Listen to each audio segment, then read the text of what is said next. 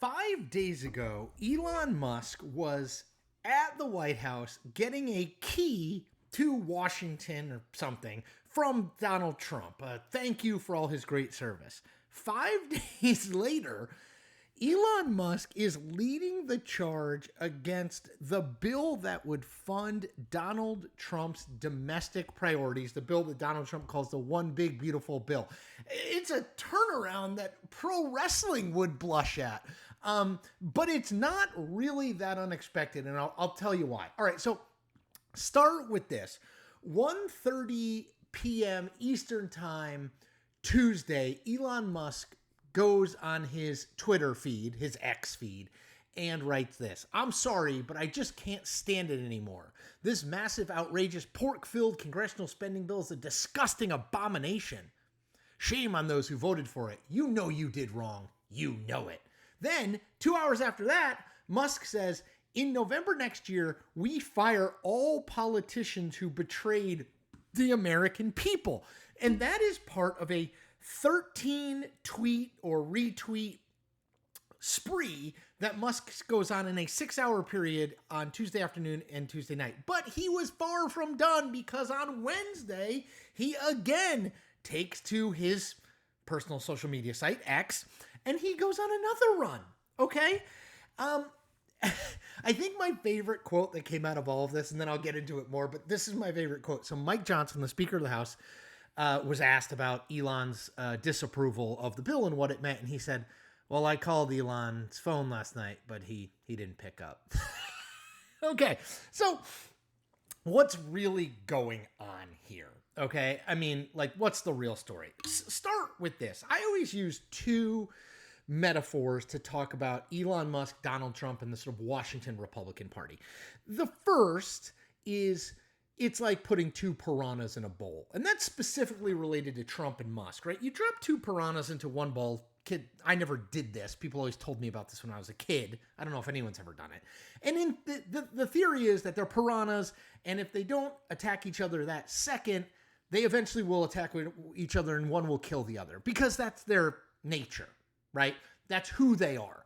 I kind of think of Trump and Musk like that, right? They are both top of the food chain kind of guys and how they think, right? They are the decider, the buck stopper, the last voice in a room. They want to be deferred to. And the truth is, you can't have two of those people in one organization. It just doesn't work, right?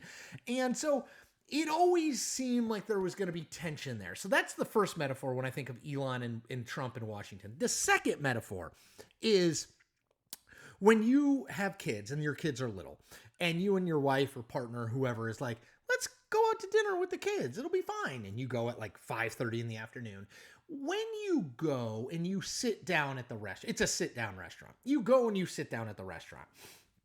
You and your partner both know in your heads, you have started a stopwatch. Now, you don't know exactly when the stopwatch is going to end, but or the alarm's going to go off, but you know it's going to go off because it might be 10 minutes where one or two of the kids are up and they're walking around. You got to walk around with them, or they're having a tantrum. You got to take them outside, or they're like, I don't like this food. We need to leave, or whatever. It might be an hour. It's probably more like 10 minutes. But my point is, you know, when you go to a restaurant with small kids, it's going to end probably sooner than you want, and it's probably not going to end well. That's sort of how I feel about Elon Musk and Washington. Now, before I go any further, let me ask you to do something for me, which is just become a subscriber to this YouTube channel. Hit that subscribe button. I am independent of big media companies. Nobody owns me. Nobody tells me what to do. And I'm independent of the two parties. I call balls and strikes no matter what uniform the batter at the plate is wearing. I hope you check me out. Okay, so if you have that in mind, the Elon is the kid who you know is eventually going to run screaming out of the restaurant, or try to like go in the back, or stick their hand in the electric socket, or whatever. You're going to have to, it's not going to end well at the restaurant. So it's not ending well. I mean, here's the truth, okay? Do I think Elon Musk has issues with this bill that most nonpartisan estimates say will raise the debt by at least $2.4 trillion? Yes. I think he does. I think he is a guy who's like committed to real reform, and he doesn't think that this is real reform in Washington. He thinks this is more of the same. Do I think that alone is motivating why Elon Musk has gone nuclear, at least on social media, about this bill? No. I always think it is useful to remember that politics is really just about people and personalities and relationships. And here's the situation. Elon Musk, I think, would have liked to stick around the White House a little bit longer. Donald Trump was sick of Elon Musk. He didn't think Elon Musk was doing him any good anymore. Doge had been less than advertised in terms of what they were saying. No matter what Trump says, he knows that Doge is less than advertised. And I think that Trump was ready, kind of like, okay, see ya. And I think Elon resented that because, again, he's not the guy who gets pushed out. He's the guy who does the pushing out, right? He's one of the richest people in the world. But politics, of course, doesn't work like that. So I think Elon was upset about that. He did not like himself being minimized in the administration. I know he didn't like the fact that his brands, Tesla, etc., took hits from the role he played in the administration. He probably doesn't think he was properly thanked.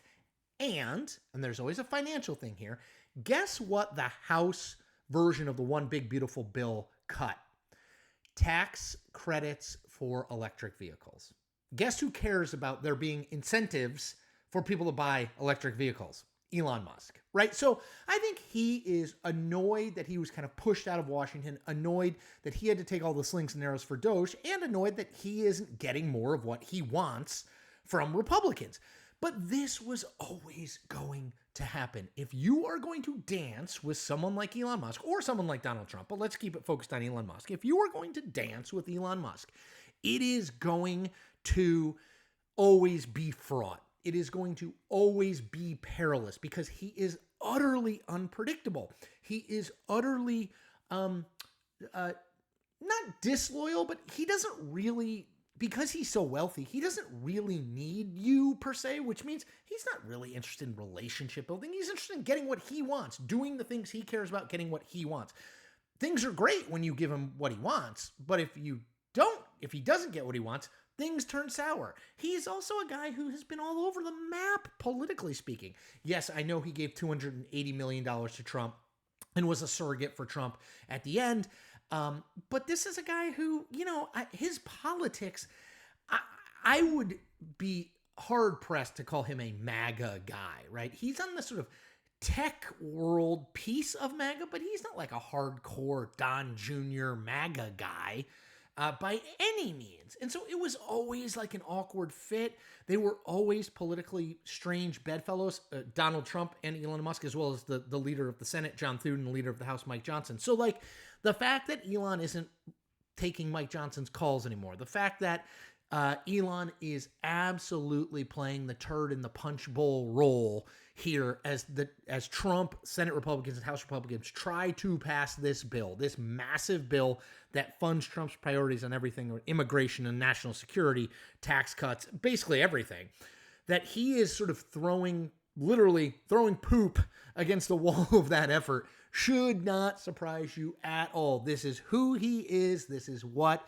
he does. And when Republicans latch themselves to Musk, it was always going to end badly. It's your kid at the restaurant, man.